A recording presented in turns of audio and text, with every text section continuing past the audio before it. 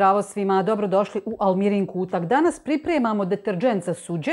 Evo imamo već gotov deterdžent kupljen iz trgovine, no pripremamo malo jaču koncentraciju za masnije podloge, masnije šerpe koje ne možete očistiti kupovnim deterdžentom. Treba nam jedna kašika sode bikarbone. Ja koristim ovu plastičnu, to vam je količina kao za čaj, čajna kašika.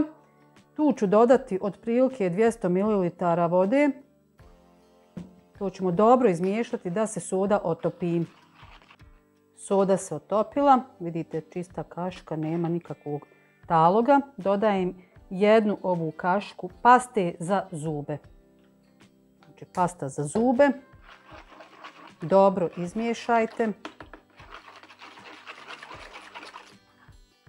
I dodajte oko 300 ml deterdženta za suđe.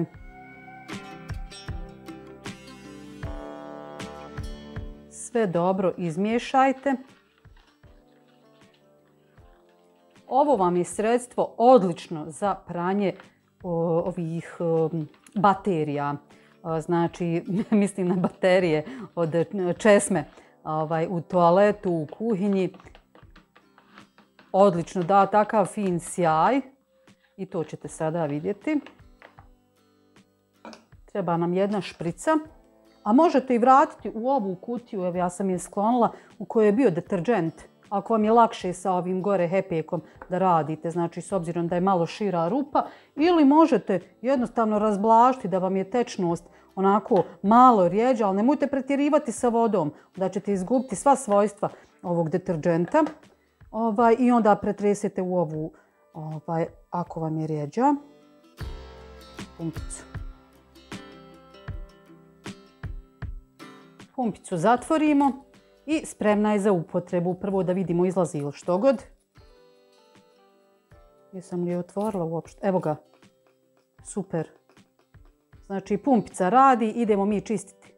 Pravo da vam kažem, najgore su mi ove šerpe, ova vrsta rosfraj, kako se već zove. Ne mogu nikako da vratim pravi sjaj. Uvijek ostanu neke muzge od prstiju, nemam pojma od čega se sve stvara. Vidite ovo ovdje ima nešto, ne mogu da oribam baš najbolje.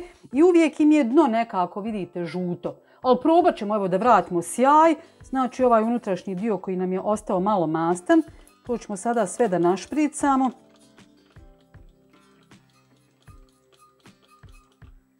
Treba nam spužvica mokra. Fino oribamo sa svih strana. Ne trebate nikakvu silu primjenjivati.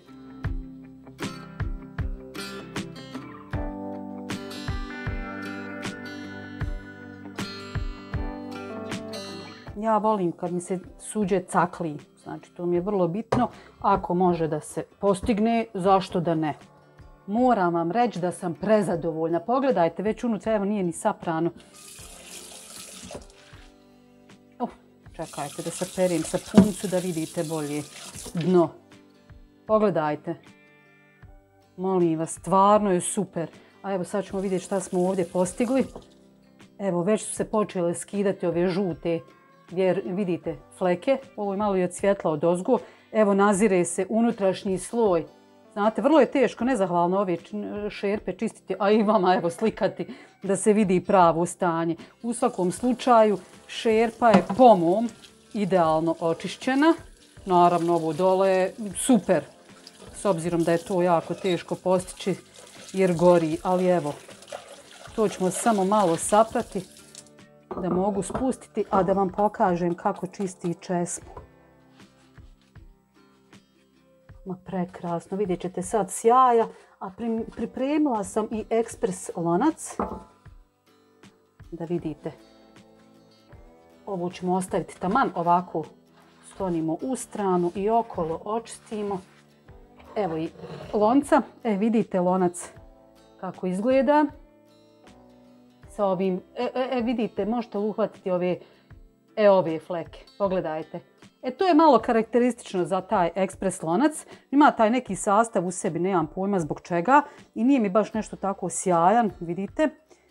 Tako da hoću sad da probam da postignem taj sjaj. Našpricamo malo, idemo raditi.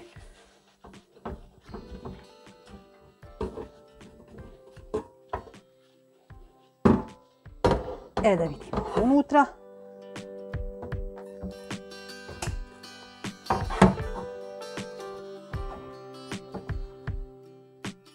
Da vidimo šta smo postigli.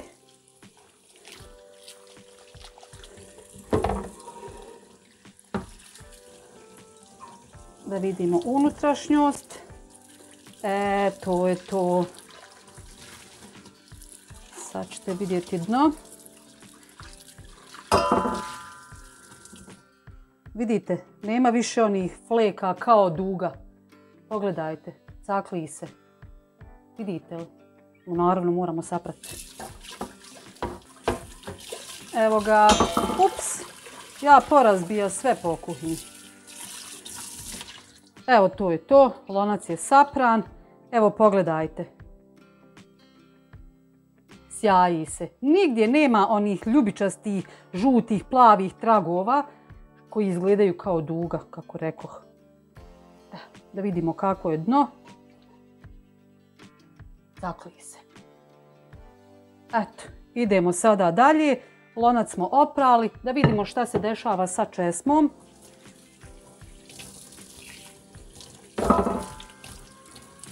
Ja to tako zalijem sve, pa vode nema gdje nema. A lakše mi je tako saprat nego... Da vidimo sad. Evo je. Vidite kako se fino cakli. Još samo da pokupim vodu.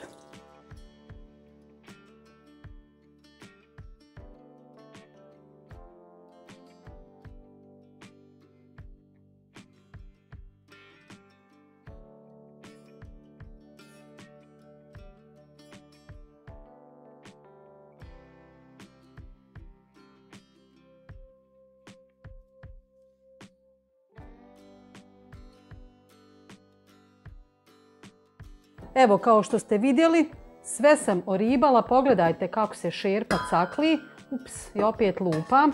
U svakom slučaju toplo preporučujem da napravite ovo sredstvo sa pastom za zube, sa sodom bikarbonom. Vrlo je praktično, kao što ste vidjeli, česme sam uglancala, sve baterija u toaletu se cakli. Eto, to je to, ne treba vam puno sastojaka, sve sastojke imate u kući, pa napravite sebi. Svako dobro želim, pa se gledamo opet neki drugi put u Almirinom kutku. Ćao!